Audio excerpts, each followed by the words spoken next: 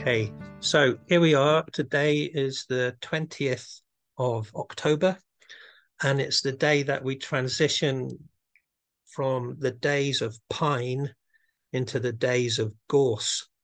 So we're in the 27th degree of Libra. So gorse is going to take us from the last few days of the sun being in Libra to the first 15 days of Scorpio, the first half of Scorpio. And that midpoint, the 15th degree of Scorpio, is solar Samhain. A lot of people celebrate Samhain on the 31st of October, Gregorian calendar, which is All Hallows Eve, Halloween. 1st of November being All Hallows Day. But the Samhain moment is actually the midpoint between autumn equinox and winter solstice.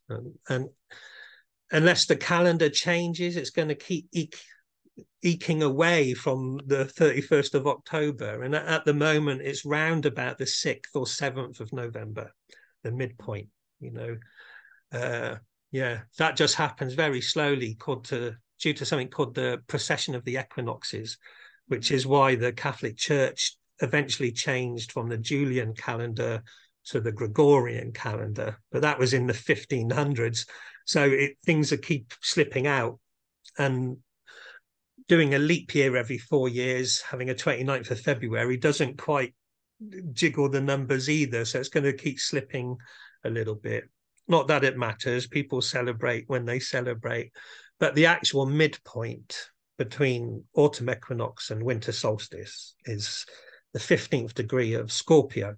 So this year that falls on the 7th of November, if you want to be precise, but most people will do the nearest weekend to the 31st of October or what have you. Anyway, so the star law for the days of Gorse is, on the one hand, leading up to that moment of Samhain, which is quite interesting. But there's also some interesting star law, secondary star law, to do with the wild hunt. So I'm just going to bring up my PowerPoint presentation and talk us through some pictures.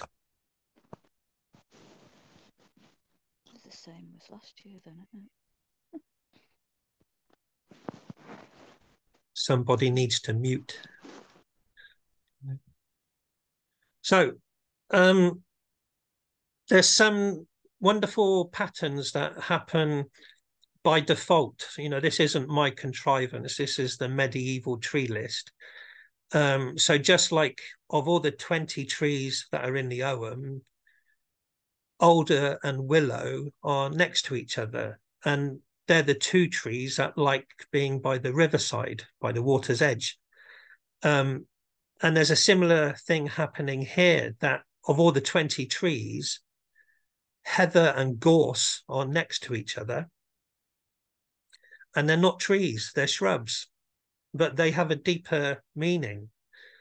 Gorse is a word derived from early Anglo-Saxon, and the word was something like gorst with a T on the end, gorst, and it meant a wilderness, a wild heathland. That's what gorst meant, and so the gorse is named after that. And heather means exactly the same thing. The heather is the heath, it's the plant, the shrub from the heath. So both gorst and heather are the heath. So just like you've got two trees suggesting the watery riverside, here you've got two shrubs suggesting the wild heath. And it corresponds, the space between them, the liminal space, is the moment of Samhain, the midpoint between autumn equinox and winter solstice. And that fits in with a Celtic mythology of the wild hunt, and the wild hunt is across the heathland, So it all fits in quite lovely. Again, not my contrivance, that's the medieval tree list. So you can see here how Imbolc, Beltane, Lunacer, Samhain are the cusps between two trees. and they're really interesting, you know. So like Imbolc is Rowan, which is sacred to Bridget, and it's the festival of Bridget. You know, it's quite interesting. Oak and Holly on either side of Beltane, with so much lore of the Oak King and the Holly King at Beltane. They're just wonderful patterns that just happen by default. And so opposite Oak and Holly is Heather and Gorse, the wild heath. You know, as soon as we get past Samhain, the full moon that follows Samhain is going to be a holly moon, because holly is directly opposite Heather. So the Holly King is the full moon after Samhain. So that seems like a deliberate pattern as well. You got to make of it what you will, you know, but they're fascinating patterns. And Lunacy is the marriage with Ivy and Broom, and the celestial wine mixing cup for the sacred marriage, you know. So these are really interesting patterns that happen just organically with the Owen Grove. This is a photo I took a few years ago now on the west coast of the island of Jersey, but it's a perfect example of gorse in the foreground and purple heather growing next to each other. They are the wild heath. This is the heathland of the west coast of Jersey, and it's the same everywhere, you know, Wales and Cumbria and Scotland. You know, this is the standard kind of heathland shrub. The gorse and heather, and of course bracken, wild heathland. So looking at the patterns then, on the right hand side you've got the descent into the fourth acma, the fourth quarter of the year, beginning with the pine tree descending down to the wild heath of gorse and heather and Samhain and the midpoint of Scorpio. So I would, looking recently, that pine is the hilltops, and where we learned from Talia last year, a book Talia had, that Finn McCool and the Fianna prepared to hunt in the pine forests. And looking into that made a whole load of sense with the way tribal culture was with its geography. Anyway, so there's a preparation of the wild hunt with the pine trees, and then there's the wild heath for the wild hunt, taking you right to Samhain. And then after Samhain, you're into heather and the aspen trees. The aspen trees are the spirit world. You know, they're kind of like the realm of the dead, if you like. Aspen wood was used to measure bodies for burial and all that kind of lore in Ireland. And it's a psychopomp tree. So it's the guardian spirits helping people through the passage of death, you know. Even the wild hunt is that. The Fianna are protective warriors, like the Archangel Michael. You know, they're protecting souls. So on the one hand, people will look at the wild hunt as a scary, nightmarish thing racing across the sky with howling dogs. But actually, it's a psychopomp. It's protecting you through the valley of death to the next world. And then it finishes with the yew tree, which is the rebirth. And then a brand new cycle begins again. So it's a really profound moment in time that these trees are carrying. That wild heathland, it's wild land in the sense that it's no use for growing grain or agricultural things. The best use is just grazing ponies or cattle. So that's the most it would be used for. It's just a food source. There's not much else more you can do with it. But actually, gorse is, unlike broom, which looks similar, the gorse is very, very prickly and spiky. And that spikiness, just like thorns on a rose or a hawthorn, is protective. And in the cold, harsh winters, gorse and heather offer protection to lots of different wildlife. Snakes and rabbits and hares and hedgehogs and all sorts manage to survive sheltered. So a kind of nickname that I give gorse is shelter from the storm. You know, it is that. It's a protective nature. And some of the flower essences that I was looking at to do with gorse, quite interesting in that regard. So recently we went through the triple goddess of the Ogham Grove with the broom, the blackthorn, and the elder tree. And there's secondary constellations that shed a lot of light on the star law of that moment in time. So like the broom maiden corresponds with Crater, the wine mixing cup, which is Ceridwen's cauldron, and so on. And then Blackthorn is Virgo, corresponding with Corvus the crow. Elder is the scales of Libra and Justice, and so on. So the same sort of idea then, the secondary constellations that correspond with the transition from the days of Pine into the days of Gorse, taking us up to Samhain, are these two constellations. And they have things to teach us, you know. So on the left, the circular constellation is called Corona Borealis, also known as the Northern Crown, Corona Borealis. And the wiggly one to the right is the serpent, and it's called Serpens Caput, the Serpents Head. So this is really worth taking on board with the idea of the leader of the wild hunt and everything. So the circle and the snake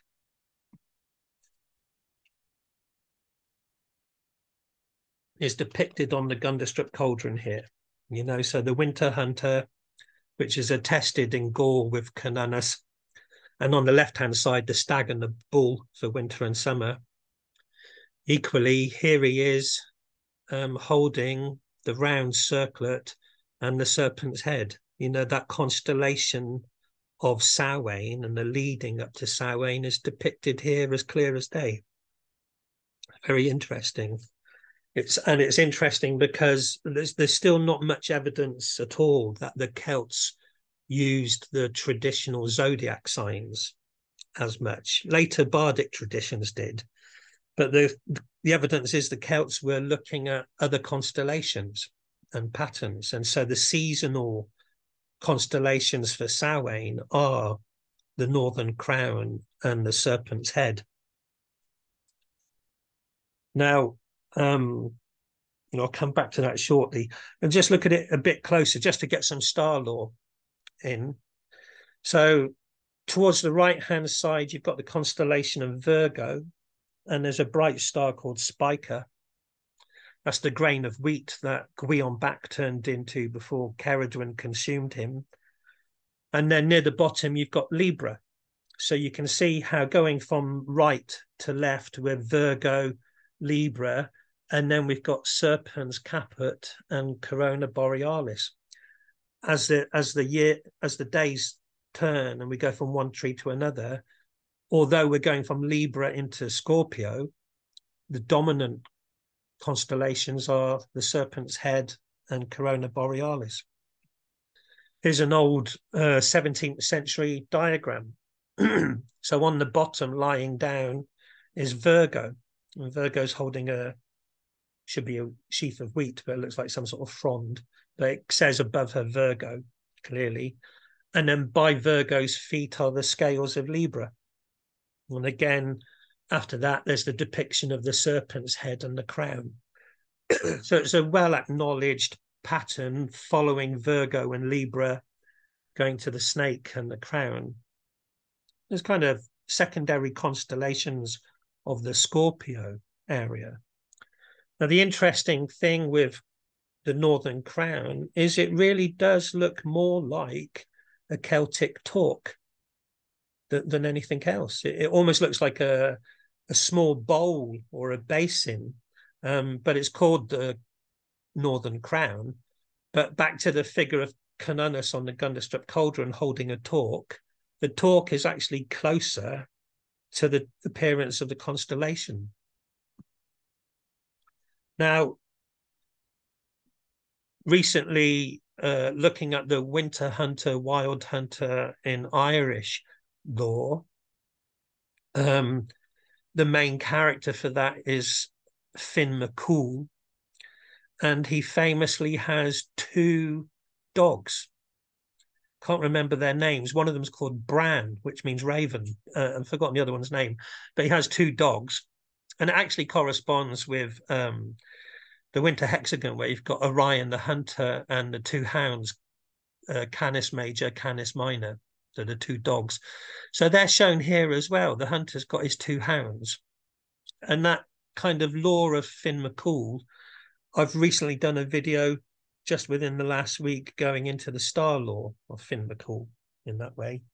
But it's interesting that on the Gunderstruck Cauldron, so much is there. You know, on the left is the stag and the bull for winter and summer. He's holding Corona Borealis and the Serpents Head. He's got two hounds because he's the winter hunter at Samhain. And his antlers and the stag's antlers make the W shape of the Queen of the Heavens, which is depicted elsewhere on the Gunderstruck Cauldron. It's just a wonderful reward of, once you learn some star lore, that you can see it in iconography and see what Celtic people were looking at 2,000 years ago or more, you know, and more particularly it's representing this time of the year. Now, one interesting thing with Fionn McCool is he has to prove himself in a kind of rite of passage to become the leader of the Irish warriors. The Irish warriors are called the Fianna. Now, Finn's father had been a leader of the Fianna, but he'd been killed. And Fionn had to spend his childhood hidden from his father's enemies. And eventually he needs to stand up and reclaim his birthright and be the leader. And that's all takes place at a very important location in Ireland called the Hill of Tara. But magically and wonderfully, it takes place at Samhain. So it's at Samhain that Fionn McCool proves himself by defeating a fire-breathing monster, giant, and then he becomes the leader of the Fianna. So symbolically, he's kind of crowned at that moment. From that moment onwards, from Samhain onwards, he is the leader. He is, for want of a better word, king of the warriors of Ireland. He's not actually a king, but there's lots of kingly things in his life. For instance, he's the great grandson of Nuada. Nuada was the king of the Tuatha De Danann. So he's got kingly bloodline. And more importantly, is the Hill of Tara is where the High Kings of Ireland married the goddess of the land. So it's at the Hill of Tara that Fionn is proving himself and gaining leadership over the warriors of Ireland. So it's a kind of king achievement, if not. Maybe a talk isn't a crown as such, but maybe a talk represents a high status in some way. You know, it's a great big lump of gold around your neck anyway. Anyway, so that's a glimpse of some of the star lore of Gorse. It's the wild heath. It takes us up to Samhain, and the corresponding constellations for the days of Gorse are the Northern Crown or Heavenly Talk and the Serpents Head. So the medicine of Gorse is its yellow flowers, which are edible, but they're not a substantial food. That is, too much of them are toxic. But that's the way medicine is, you know. So there's a famous saying with Ayurvedic herbalism that everything is medicine, everything's poison, and it's all about quantity. So gorse flowers are edible, but you don't have bowl after bowl of them. You know, you just have a bit as medicine. Yeah, cows and ponies and lots of other creatures chomp them happily. So there's different ways of getting the medicine from the flower. quickly, in traditional Irish folk medicine, gorse flowers were used for coughs, colds, sore throats, tuberculosis, asthma, jaundice. It cleanses the liver, dermatitis, and it's just an all-round general tonic. So again, it's in moderation. It's not a great big bowl of it regularly, but a cup of it now and then is a medicinal tonic. So that's how it's consumed mainly, is as gorse flower tea. And you can buy gorse flower dried online. It's easy to get hold of and drink it as a herbal remedy. So as a herbal remedy, you would only want a mug, I don't know what, maybe twice a week or something. You wouldn't have 5 mugs a day, but a little bit now and then is a tonic. And it regulates blood pressure. It balances blood sugar levels. It detoxes the liver is its main thing. It's interesting that it's yellow, and jaundice makes people yellow, but it actually helps people cleanse their liver and get rid of jaundice. And by detoxing the liver, it strengthens the immune system. So it's a powerful medicine. It's a good medicine. It's just not meant to be a food of great quantity, just a mug twice a week or something. As a flower essence, it's quite interesting.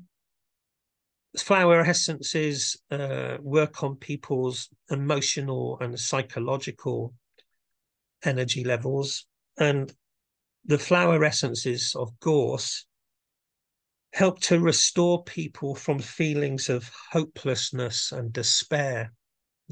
It's an uplifting thing, you know, not so much an antidepressant, but just will take you out of hopelessness and despair. They're quite special, especially at this time of the year when people are slipping into the cold and dark and the seasonal affective disorder and stuff. So a mug of, or 2 mugs of gorse flower tea a week might be good medicine for everybody.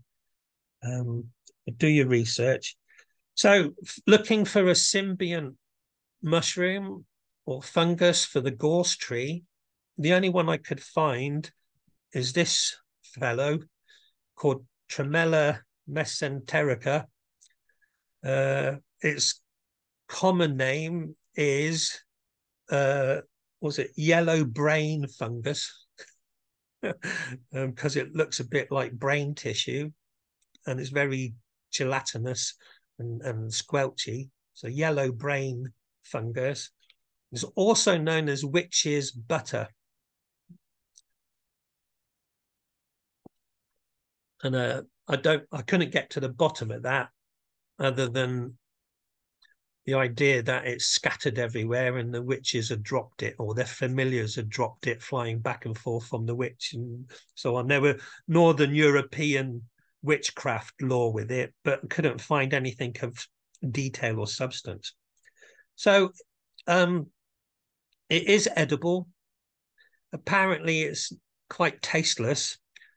It has health benefits. That's the main thing. And in traditional Chinese medicine, it has been used for years, and it's often used in Chinese soup just to give kind of texture and substance to the soup. It's actually quite a tasteless mushroom. It's a bit chewy, it's a bit jelly like, and apparently, I've never eaten it, apparently it's like crunchy. So it's like crunchy and it's like jelly, but it's texture for Chinese soups. So it's anti-inflammatory, it's anti-allergic, it stimulates the immune system. It's been proven to help protect people against radiation damage, and it's anti-diabetic. So yeah, witch's butter, not a common food at all in the West, but used in traditional Chinese medicine. And it's bright yellow, and it's commonly found on gorse as well. So it's got that yellow thing going on again. To round things up, again, I didn't pick a flower for this time of year. I just looked at general foraging, and I confess I didn't do a lot of looking because I've been very busy traveling from Guernsey to Jersey because it's my son's birthday tomorrow. So what I did photograph, what is available for foraging, are the rose hips, and I took this photo yesterday and this one.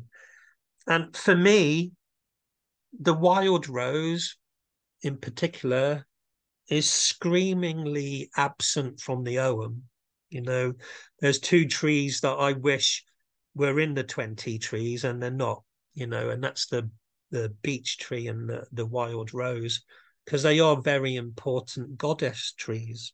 But so with my own Ogham Grove personal gnosis working, I actually have beech and wild rose in the center of my grove.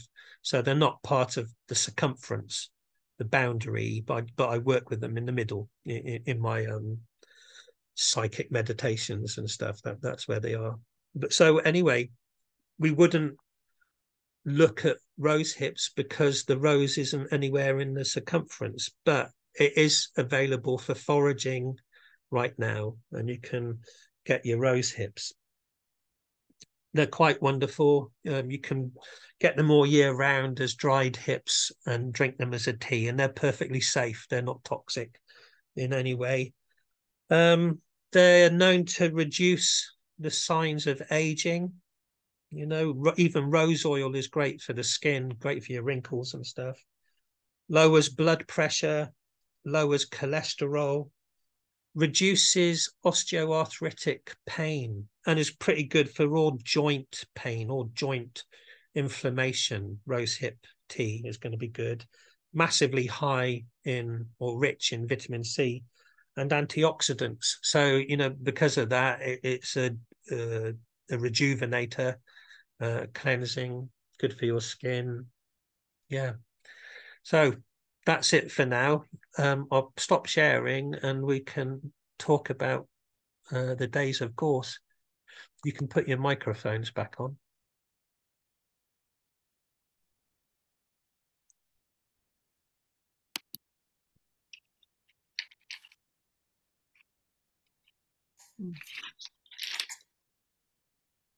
Corona Borealis and the Serpents Head are fascinating, aren't they? And that it's on the Gunderstrup Cauldron. Tell us, just update us, so it's in this recording about the Gunderstrup Cauldron, where we think it originated. I mean, I've heard India, going to Denmark. I mean, it's a mystery, isn't it? Yeah, and so we're learning all the time, and what we consider to be Celtic keeps shifting with every decade with scholarly study. So I think back in the Celtic revival of the 1800s, the Celtic revival was pretty much Ireland and Wales, and Scotland as well. That was seen as the Celtic revival. But there's awkward things, like the very best so-called Celtic knotwork is Viking. There's no way around it. They're the best at the Celtic knotwork, and that finds its way into Ireland with the Book of Kells and everything. So you've got Iron Age Celts, and then you've got Viking Age Celts, and then it carries on through the centuries. And recently, I don't know, it was about 2016, 2017, the British Museum had a long exhibition called The Celts. And they had the Gunderstrup Cauldron there at the British Museum. And they explained that Celtic culture actually spans from the Atlantic coast to Ukraine. It's huge, and it's confusing then because it's not a group of people as such. It's more like lots and lots and lots of European tribes that share a culture. They share similar stories. They share similar decoration on their pottery, decoration on their metalwork, but they are individual tribes. They're just not the classical world. So the word Celtic comes from the classical Greeks, and anything that wasn't Greek or Roman was like further European, less classical, less civilized. They just called them Keltoi. And it's like we might say Native American, and Native American doesn't mean a damn thing, really. Doesn't mean Lakota, doesn't mean Hopi or Apache or Crow, you know. And so Celtic is like that. Celtic doesn't mean anything, really. It's a huge area of European tribes, you know. And inside Ireland, there were about 15 different tribes. And in Britain, there were about 25 to 30 different tribes. And in Gaul, there were 30 different tribes, you know. So, and each tribe was individualistic, yet they're all Celtic as well. So the Gundestrup cauldron then, it carries Celtic motifs and Celtic symbolism. That's really, really interesting. And it carries symbolism that corresponds with stories in the Mabinogion and legends from Ireland. It carries those symbols. And yet also it depicts elephants and hyenas, you know. So it's a real mixed bag of, and also it was found in Denmark, I think Denmark, and it was disassembled. It's various silver plates that were disassembled and buried, and when they found them, they reassembled it. So they think it was treasure trove that the early days stolen from somewhere else because of the elephants and the hyenas. And looking at the styles of silver work that it's made of, they think it's Thracian, which is kind of Eastern Europe, down towards Italy area, you know, carrying Mediterranean motifs. But I mean, going off on a tangent a little bit, there is so much mixed cultural influences in the ancient world that we just do not get our heads around yet. You know, the legends of Stonehenge and the stones, according to Geoffrey of Monmouth, were that they were stolen from Ireland, but before Ireland, they were in Africa, these stones. And the legends of the stones at Callanish on the Isle of Lewis is that they were built by black men. That's the legend of the Isle of Lewis, you know. And even Ogmius, the Gallic equivalent of Ogma, who created the Owen writing, Ogmius of Gaul is described as having black skin. You know, so there is this on the south coast of France and Spain. You're directly opposite Africa and Morocco and the Moorish influence and everything, you know, and with Phoenician sea traders throughout the Mediterranean and up the Atlantic coast, that the Celtic world was really multicultural, more than people realize, you know. But from the 1800s, we tend to think of Irish as an indigenous people of that island, yet their own stories in Ireland claim descent from the Iberian Peninsula, which is Spanish.